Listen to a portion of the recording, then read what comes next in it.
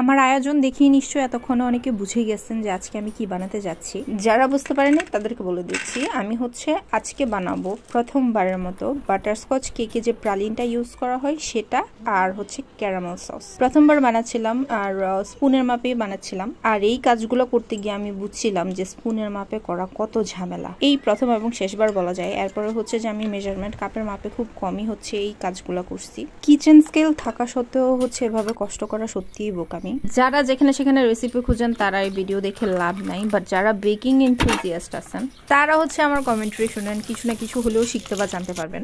এই সসটা হচ্ছে ক্যারামেল সস, এটা কিন্তু বাটারস্কচ সস না। এই রেসিপিগুলো 2 মাস আগে ট্রাই করছিলাম, অনেক ভিডিও জমে আছে, এডিট করতে মন চায় না, তারপরেও কোনো মতে জাস্ট এগুলো রেকর্ডেড রাখতেছি। এই জিনিসটা খাইতে এত মজা, আর আমি ইউজও করছি কাজু বাদাম, খাইতে খুবই মজা ছিল।